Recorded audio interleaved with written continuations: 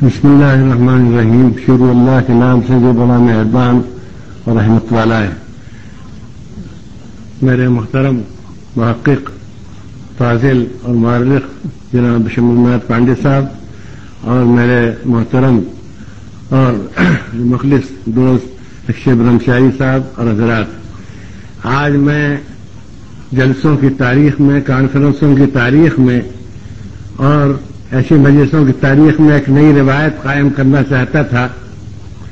جس کو ہماری مذہبی اصطلاح میں بدعت کہہ سکتے ہیں. وہ یہ کہ اتنی اچھی تقریریں کی گئیں اس جلسے میں اور اتنی سچی باتیں اتنے اچھے طریقے پہ کہی گئیں کہ صدارت کی تقریر نہیں ہونی چاہیے، اور یہ زیادتی ہوگی، حق تلفی ہوگی، ناانصافی ہوگی، اور میں یہاں تک کہہ دوں کہ یہ خود غرضی ہوگی کہ اس کے بعد ایک لمبی چوڑی تقریر کی جائے. میں بالکل اس کے لیے تیار تھا اگر ہمارے عزیز، ہمارے قابل فخر عزیز مسعود حسن عثمانی نے یہ تمہیدی تقریر نہ کر دی ہوتی اور آپ کو یہ آپ سے وعدہ نہ کر لیا ہوتا کہ میں کچھ کہوں گا. تو میں آپ کو یقین دلاتا ہوں کہ میں بہت سچائی کے ساتھ اور اپنے ضمیر کی آواز کو لبیک کہتے ہوئے میرے کانشنس سے جو صدا اس وقت نکل رہی ہے اور میرے دل و دماغ پر جو اثر ہے اس کے اثر سے میں صاف کہہ دیتا کہ میں اس وقت ناانصافی سمجھتا ہوں، حاضرین کی بھی ناانصافی سمجھتا ہوں، معززین مقررین کو نہیں کہتا ان کی سطح بلند ہے، حاضرین ساتھ ناانصافی سمجھتا ہوں اور خود غرضی سمجھتا ہوں اور ایک طرح سے انانیت ایگوئزم سمجھتا ہوں کہ میں اس کے بعد کوئی تقریر کروں. میں تقریر کی ضرورت نہیں ہے. یہ میں آپ کو بتا دوں نفسیات کے مطالعے اور جلسوں میں شریک ہونے کے بعد کہ جب زیادہ تقریریں کی جاتی ہیں تو بھی سب باتیں یاد نہیں رہتی. اور عربی کا جملہ ہے کہ ان کثیر کلام ینسی بعضہ بعضا، لمبی چوڑی بات جو ہوتی ہے وہ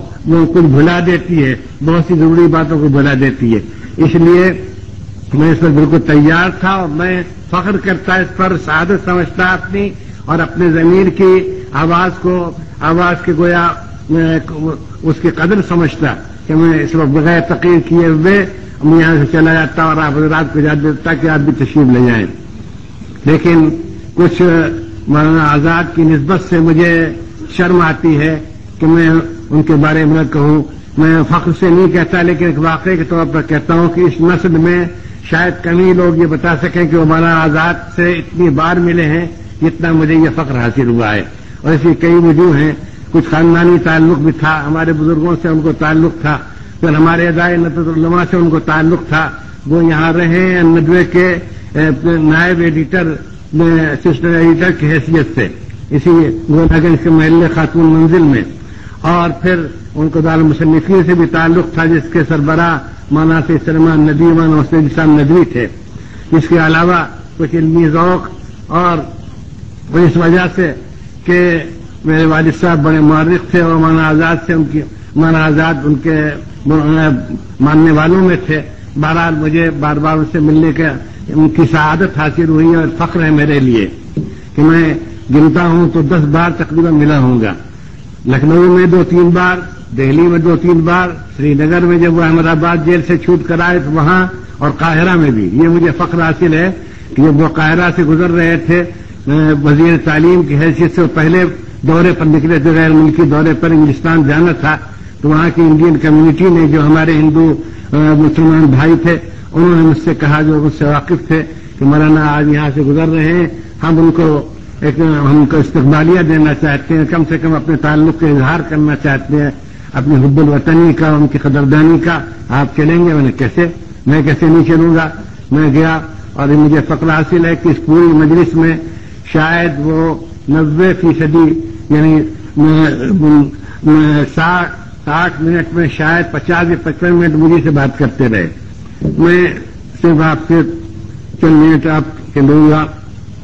اردو کا ایک شعر ہے، میں چونکہ ادب کا بھی ایک طالب علم ہوں، یہ ایک ادبی المیہ ہے، ٹریجڈی ہے لٹریچر کی، کہ بعض شعر وہ اتنے بار پڑھے جاتے ہیں اور موقع بے موقع پڑھے جاتے ہیں کہ وہ اپنی خصوصیت اور اپنا اثر چھوڑ دیتے ہیں. ان میں سے ایک شعر یہ ہے یہ وہ حد سے اس دنیا سے رخصت ہونے والوں ان کی یادگاری جیسے پڑھا گیا ہے کہ ہزاروں سال نرگس اپنی بے نوری پر روتی ہے، ہزاروں سال نرگس اپنی بے نوری پر روتی ہے، بڑی مشکل سے ہوتا ہے چمن میں دیدور پیدا، ہزاروں سال نرگس اپنی بے نوری پر روتی ہے، بڑی مشکل سے ہوتا ہے چمن میں دیدور پیدا۔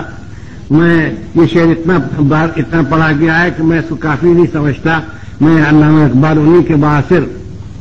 اور ایک طرح سے ان کے ہموطن ان کے بزرگوں کے ہموطن علامہ اقبال سے کہ ان کا مولانا آزاد کے اجداد کا تعلق بھی کشمیر سے تھا اور علامہ اقبال کے اجداد کا بھی تعلق تھا۔ میں ان کے دو شعر پڑھوں گا۔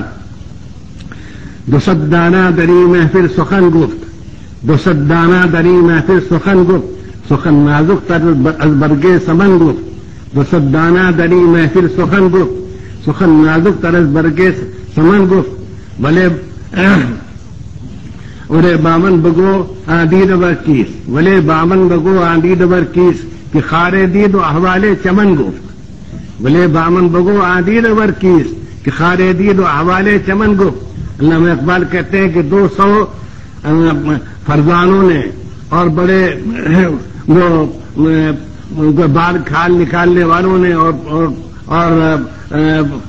بہت اونچی اونچی باتیں کہنے والوں نے اس چمن میں بیٹھ کر بڑی نازک نازک باتیں کہیں،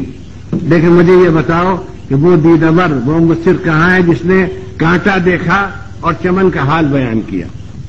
جس نے اپنے ملک میں کانٹا دیکھا،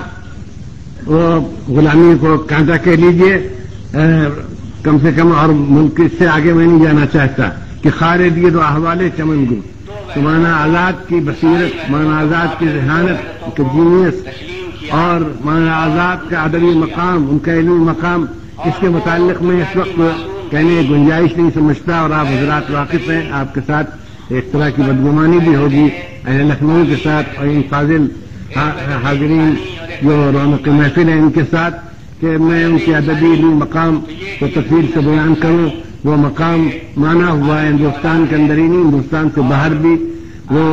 مفسر قرآن کی حیثیت سے، وہ ایک صاحب طرز ادیب کی حیثیت سے،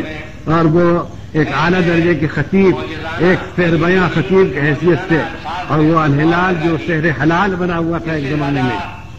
اور ایک ڈبستہ تھا، ایک مدرسہ تھا جس کے حقیقی شاگردوں میں اور مجھ سے بدرجہ بڑھ کر دوسرے ادیب اہل قلم ہیں، اس کے متعلق میں کچھ نہیں کہوں گا، بہت کچھ لکھا جا چکا ہے، لکھا جاتا رہے گا۔ میں ان کے ایک خصوصیت بیان کرتا ہوں جس کا تعلق ہمارے زمانے سے بھی ہے اور ہمارے ان فاضل مقرروں کی تقریر کے موضوع سے بھی ہے، اور اس وقت کا جو مسئلہ ہے اس سے بھی ہے۔ وہ یہ کہ تاریخ میں ایسے بہت کم لوگ ملتے ہیں جو سچی باتوں تک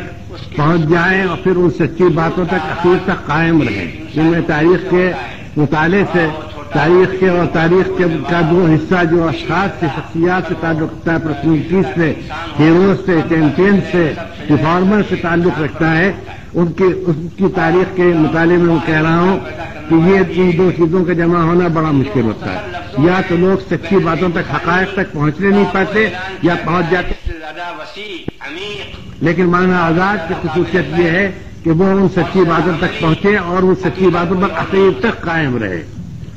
نہ کہ وہ اس حقیقت تک پہنچے کہ یہ ملک، جیسا کہ ہمارے فاضل مقرر یہاں بشمل ناتھ پانڈے جی نے بیان کیا کہ یہ ملک مختلف، خدا کا فیصلہ یہ ہے۔ میں آپ کے سامنے ایک مذہبی انسان کی حیثیت سے اور خدا اور اس کی کتابوں اور اس کے قوانین پر یقین رکھنے والے ایک حقیقی مسلمان کی حیثیت سے میں کہتا ہوں کہ خدا کا فیصلہ لم یزل، اس کا لم یزلی فیصلہ یہ ہے کہ کچھ بھی ہو، اس ملک میں مختلف مذہبوں کے لوگوں کو رہنا ہے، مختلف تہذیبوں کو رہنا ہے، مختلف زبانوں کو یہاں پیدا ہونا ہے، اور یہ ملک ساری دنیا کے ممالک اور ان کا ایک گویا یوں سمجھ لیے، میں عجائب خانہ نہیں کہتا، میوزیم نہیں کہتا، یہ اس کی توہین ہوگی، لیکن ان کا نمونہ ہوگا۔ اگر دنیا میں کسی مذہب کے صرف مذہب کے اعمال و رسوموں کو نہیں، اس مذہب کے دائرے میں رہ کر بڑی سی بڑی ترقی کو دیکھنا چاہتے ہو، علم کے دائرے میں رہ کر، کسی زبان کے دائرے میں رہ کر تم انسانی کمالات، ذہانت، فرزانگی اور اس کی عبقریت، اس کی جینیت کو دیکھنا چاہتے ہو، تو بہت ملکوں میں پھرنے کی ضرورت نہیں، ہندوستان چلے جاؤ. یہ تقدیر الہی کا فیصلہ ہے. خدا کی تقدیر کو کوئی طاقت، کوئی سیاست، کوئی تنظیم، کوئی سازش، کوئی ذہانت، کوئی اتحاد بدل نہیں سکتا. یہ فیصلے خداوندی ہے اس ملک کے لیے، اور یہ اس ملک کے حق میں، اس ملک کے مفاد میں، اس ملک کے لیے قابل فخر ہے کہ خدا نے اس کو دنیا کی عظیم ترین ذہانتوں کا، دنیا کی عظیم ترین قوت ایجاد کا اور لیاقت اجتہاد کا، تصنیف و تالیف کا اور شاعری کا، بہترین شاعری کا سب کا مرکز بنانے کے لیے ہندوستان کا انتخاب کیا. اس لیے یہ بات چلی آ رہی ہے، سینکڑوں برس سے چلی آ رہی ہے، اور اگر تاریخ زیادہ گہرا مطالعہ کیا جائے تو ہزاروں برس سے چلی آ رہی ہے. اور یہ بات جب تک دنیا کی عمر قائم ہے اور یہ دنیا باقی ہے اس وقت تک قائم رہے گی، اس کو کوئی بدل نہیں سکتا. اور یہ بات میں اپنے عالمی سیاحت دنیا کے مختلف ملکوں، امریکہ سے لے کر اور یہاں لنکا اور یہ جنوبی ایشیا کے ملکوں تک، اور وہاں عرب ملکوں، مراکش سے لے کر، اسپین سے لے کر، اور یہاں الجزائر اور ان سب ملکوں کو، سعودی عرب اور گلف، اس کا تو پوچھنا ہی کیا ہے. سب کو دیکھنے کے بعد کہہ رہا ہوں کہ ہندوستان، اگر آپ کو یہ دیکھنا ہو کہ اسلامی علوم میں بھی، میں یہاں وہ پراچین اور ماقبل تاریخ کی چیزوں کا ذکر نہیں کرتا، ہندوستان کے فخر کے لیے کہتا ہوں کہ اگر آپ کو یہ دیکھنا ہو کہ عظیم ترین مصنف کہاں پیدا ہوئے، عظیم ترین شاعر کہاں پیدا ہوئے،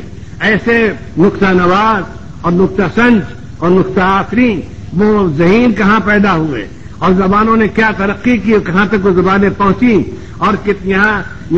سب سے بڑا ذخیرہ کتابوں کہاں اسلامیات ہی میں لے لیجیے کہاں پیدا ہوا، تو آپ کو ہندوستان ملے گا. اگر وقت ہوتا تو میں تفصیل اس کے بیان کرتا کہ آپ ہی کے قرب و جوار میں، اس لکھنؤ، اس کے قریب کے اضلاع میں ایسے مصنف پیدا ہوئے کہ جنہوں نے ایسی کتابیں لکھی خود اسلام میں، وہ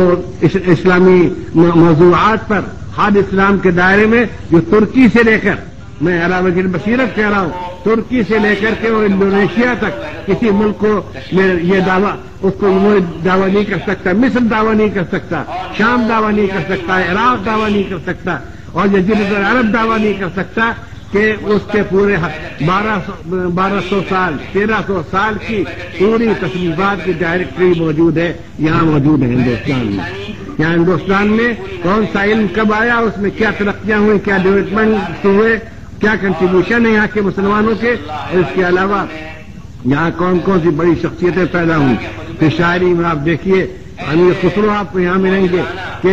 ایران میں ان کے جواب، ان کے نظریے پیش کرنے سے قاصر ہے. اور پھر اردو زبان یہاں پیدا ہوئی جو یہاں کے مجموعی، قومی، نسلی، جغرافیائی ذہانت اور اتحاد کا وہ ایک مظہر ہے کہ اس کے اندر وہ چیزیں ساری سما گئی ہیں. اور اس کے علاوہ پھر اور کتنی خصوصیات ہیں. پھر یہاں ایک خاص چیز یہ کہ ایک نیا تجربہ پیش کیا گیا جو دنیا میں کم جگہ پیش کیا گیا ہے، کہ شرافت کی بنیاد پر اور حب الوطنی کی بنیاد پر اور انسانیت کے احترام کی بنیاد پر اور فن کے اور کمال کی قدردانی کی بنیاد پر یہاں کس طریقے سے لوگ مل جل کر رہے ہیں، جن کے چند واقعات ہمارے پانڈے جی نے آپ کو سنائے. یہ ساری چیزیں ہندوستان کے فخر کے لیے ہیں. اس لیے ہندوستان کے ساتھ اس سے بڑھ کر ناانصافی اور ناقدری نہیں ہو سکتی کہ ہندوستان کو اس فخر سے محروم کرنے کی کوشش کی جائے. یہاں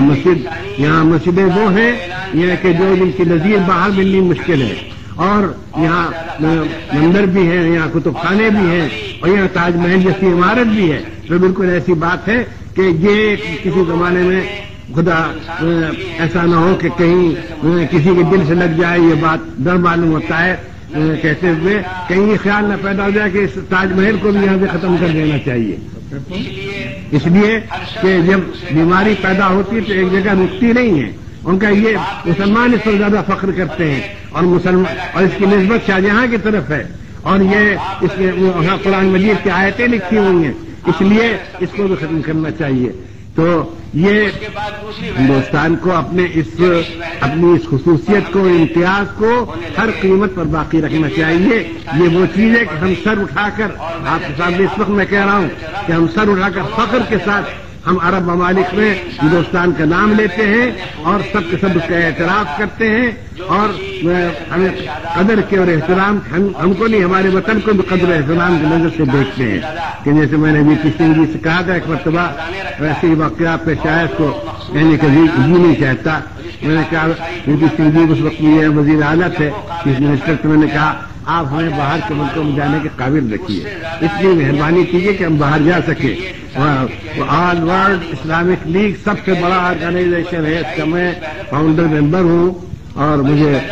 12 صدارت بھی کرنے کا فخر حاصل ہوا ہے۔ اسی زمانے میں وہاں سے میرے نام دعوت نامہ آیا، سارے سفر کے انتظامات سرکاری سطح پر، اعلیٰ سے اعلیٰ سطح پر ہوتے ہیں۔ میں نہیں گیا کہ اگر مجھ سے پوچھا گیا کہ مراد آباد میں کیا ہوا، معاف کیجیے گا نام نہیں لینا چاہتے تو میری زبان پر بھی اختیار نام آ گیا، خدا معاف کرے۔ میں نے کہا کہ اگر مجھ سے پوچھا جائے گا کہ مراد آباد میں کیا ہوا تو میں جھوٹ بول نہیں سکتا، سچ کہہ نہیں سکتا، جھوٹ بول نہیں سکتا، سچ کہہ نہیں سکتا، پھر کیا کروں؟ اس سے مجھے یہ آسان۔ اور پھر آج آپ کے سامنے کہہ رہا ہوں کہ رابطہ عالم اسلامی آل ورلڈ اسلامک لیگ کا ابھی جلسہ 10 جنوری سے ہو رہا تھا، اور میں نے معذرت کا خط لکھ دیا، اور میں 9 جنوری 8 جنوری سے لے کر اور 11-12 جنوری تک میں دہلی میں رہا۔ اس کے بعد ہمارے پانڈے جی بھی ہیں، ان کے دولت خانے پر بھی ہم جمع ہوئے، میں اس کے برہمچاری جی بھی تھے، اور بہت سے مذہبی پیشوا اور بڑے بڑے ہندوستان کے نامور لوگ تھے۔ تو میں آپ سے کہتا ہوں کہ اس پر آپ کو فخر کرنا چاہیے۔ میں کتنے آدمیوں کے نام لوں کہ جو ہندوستان میں پیدا ہوئے، ان کی نظیر، اور میں اس میں کہنے میں کوئی ہے نہیں، اس لیے کہ اللہ ساری دنیا کا پیدا کرنے والا ہے اور سب اس کے لیے سب برابر ہیں، اور اس کا کسی سے رشتہ نہیں ہے۔ وہ اس نے ایسے لوگ یہاں پیدا کیے ہیں کہ جن کا فیض، جن کی شعاعیں، جن کی روشنی یہاں سے لے کر ترکی کے آخری حدود تک اور دنیا اسلام کے آخری حدود تک پہنچی ہے، سب نے مانا ہے اور ان کو اپنا پیشوا سمجھا ہے، ان کے کمال کا اعتراف کیا ہے۔ بس میں آپ کی عرض کرنا چاہتا ہوں، مولانا آزاد کی ایک دو ساری خوبیوں کو اپنی جگہ رکھ کر میں ان کی صرف 2 چیزوں کا جن کا اس وقت خاص تعلق ہے موجودہ حالات سے، اس کا ذکر کرتا ہوں، اسی پر ختم کروں گا کہ سچائیوں کو پا جانا اور سچائیوں پر جمع رہنا یہ بہت کم ہوتا ہے، اور دنیا کی اصلاحات، ریفارمز، تو دنیا کو خطرے سے، دنیا کو خودکشی کے خطرے سے، دنیا کو ہلاکت اور فنا کے خطرے سے بچانے میں ان 2 خوبیوں کا بہت بڑا دخل ہے۔ اگر آپ تاریخ کا تجزیہ کریں گے، انالائز کریں گے، تو آپ کو معلوم ہوگا کہ ان لوگوں نے بچایا جنہوں نے سچائیاں پا لی، پکڑ لیا ان کو، اور ان پر اخیر تک قائم رہے۔ اور وہ سچائیاں کیا ہیں؟ وہ 3 ہیں، گالیوی کی زبان میں کہوں گا، سیکولرزم اور ڈیموکریسی، نان وائلنس، نامذہبیت، یعنی کہ یہ ایک ہی مذہب کا ملک ہے نہیں، نامذہبیت، عدم تشدد اور جمہوریت، یہ 3 چیزیں ہیں جن کے مولانا آزاد قائل تھے اور قائلی نہیں، اس کے داعی مبلغ تھے، اور اس آخر تک جمے رہے۔ پھر آخر میں یہ بات کہہ کر اپنی بات ختم کرتا ہوں، بہت وقت ہو چکا ہے کہ میں نے اندرا جی سے لے کر آخری پرائم منسٹر تک کی بات لکھی۔ جب یہ قصہ شروع ہوا میں نے کہا کہ تاریخ ایک سویا ہوا شیر ہے، اس کو جگائیے نہیں۔ ہوشیار شکاری جب جاتا ہے اور وہ شیر کو سویا ہوا دیکھتا ہے تو نکل جاتا ہے اور شکار کرتا ہے، اگر اس کو جگا دے تو وہ شیر اس کو شکار کرنے کا بجائے اس کے کہ وہ شکاری کسی اور کو شکار کرے۔ تاریخ ایک سویا ہوا شیر ہے، اس کو سوتے رہنا چاہیے۔ اور دوسری بات میں نے کہی تھی کہ تاریخ کو الٹا سفر نہیں کرانا چاہیے، تاریخ کو آگے بڑھانا چاہیے، اور ملک کو الٹا سفر نہیں کرانا چاہیے۔ یہ ملک کو الٹا سفر کرایا جا رہا ہے، جتنا وقت صرف ہوا ہے اس بات کے ثابت کرنے میں اور تحقیق میں اور پروپیگنڈے میں اور کوشش میں، یہ سارا وقت صرف کیا جا سکتا تھا ملک کو آگے بڑھانے میں، لیکن اس سب ملک کو پیچھے کو لے گیا۔ افسوس یہ کہ اس میں کامیابی ہوئی، ملک پیچھے کی طرف چلا گیا، اور بہت سے لوگ ان پر ہر وقت یہ خیال طاری ہے اور سوار ہے کہ یہ ہونا چاہیے اور یہ غلط ہوا تھا، یہ غلط ہوا تھا۔ یہ اگر یہی شروع ہو گیا تو میں نام نہیں لیتا ان فرقوں کا کہ جن کی عبادت گاہیں بدلی گئیں، اور تاریخ سے ان کا ثبوت دیا جائے، تو یہی کام ہوتا رہے گا کہ